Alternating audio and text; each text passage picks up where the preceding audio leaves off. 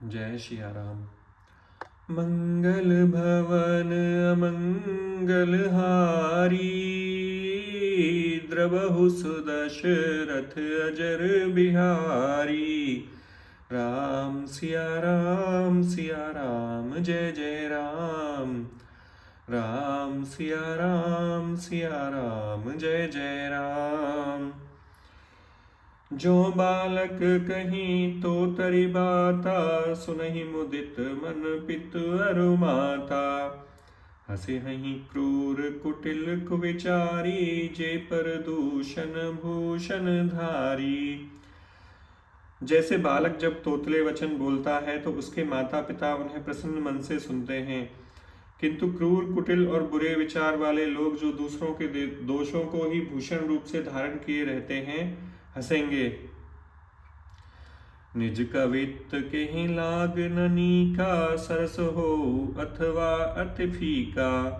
जे पर भनित सुनत हर शाही, ते बर पुरुष बहुत जग नाही। रसीली हो या अत्यंत फीकी, अपनी कविता किसे अच्छी नहीं लगती, किंतु जो दूसरों की रचना सुनकर हर्षित होते हैं, ऐसे उत्तम पुरुष जगत में बहुत नहीं हैं। जग बहु नर सर सरे मम भाई, जे निज बाणे बढ़हि जल पाई। सज्जन सकृत सिंधु सम कोई, देखे पूर विधु बाढ़ई जोई। हे भाई, जगत में तालाबों और नदियों के समान मनुष्य ही अधिक हैं, जो जल पाकर अपनी ही बाढ़ से बढ़ते हैं। समुद्र सा तो कोई एक विरला ही सज्जन होता है, जो चंद्रमा को पूर्ण देखकर उमड़ पड़ता है। भाग छोट अभिलाष बड़, करूं एक विश्वास। पै हहीं सुख सुने सुजन सब, खल करे हहीं उपहास। मेरा भाग्य छोटा है और इच्छा बहुत बड़ी है, परंतु मुझे एक विश्वास है कि इसे सुनकर सज्जन सभी सुख पाएंगे और दुष्ट हंसी उड़ाएंगे। खल परिहास होई हित मोरा, काक कहीं कल कंठ कठोरा। हसहि बकदादुर चात कहीं, हसहि मलिन खल बिमल बत कहीं। किंतु दुष्टों के हंसने से मेरा हित ही होगा। मधुर कंठ वाली कोयल को कौवे तो कठोर ही कहा करते हैं, जैसे बगुले हंस को और मेढक पपीहों को हंसते हैं, वैसे ही मलिन मन वाले दुष्ट निर्मल वाणी को हंसते हैं। कवित रसिक न राम पद नेहु, तिन कहूँ सुखद हास रस एहु। भाषा भनित भोरे मते मोरी, हंसबे जोग हंसे नहीं खोरी। जो न तो कविता के रसिक हैं और न जिनका श्री रामचंद्र जी के चरणों में प्रेम है, उनके लिए भी यह कविता सुखद हास्य रस का काम देगी। प्रथम तो यह भाषा की रचना है, दूसरे मेरी बुद्धि भोली है, इससे यह हंसने योग्य ही है। हंसने में उन्हें कोई दोष नहीं। प्रभु पद प्रीति न समुझनी की, तिनहि कथा सुने लागहि फीकी। हरिहर पद रथ मत न कुतर की, तिन कहूँ मधुर कथा रघुवर की। जिन्हें न तो प्रभु के चरणों में प्रेम है और न अच्छी समझ ही है, उनको यह कथा सुनने में फीकी लगेगी। जिनकी श्री हरि भगवान विष्णु और श्रीहर भगवान शिव के चरणों में प्रीति है और जिनकी बुद्धि कुतर्क करने वाली नहीं है, उन्हें श्री रघुनाथ जी की यह कथा मीठी लगेगी। राम भगत भूषित जिय जानी, सुनहि सुनहि सराहि सुबानी। कवि न को नहीं बचन प्रबीनु, सकल कला सब विद्याहीनु।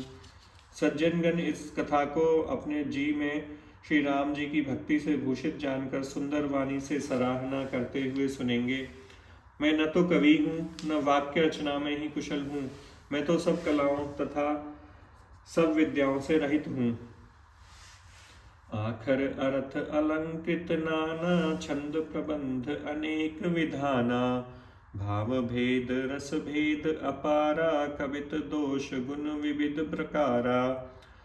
नाना प्रकार के अक्षर, अर्थ और अलंकार, अनेक प्रकार की छंद रचना, भावों और रसों के अपार भेद और कविता के भांति भांति के गुण दोष होते हैं। कवित विवेक एक नहीं मोरे, सत्य कहूँ लिख कागद कोरे। इनमें से काव्य संबंधी एक भी बात का मुझे ज्ञान नहीं है, यह मैं कोरे कागज पर लिखकर सत्य सत्य कहता हूँ।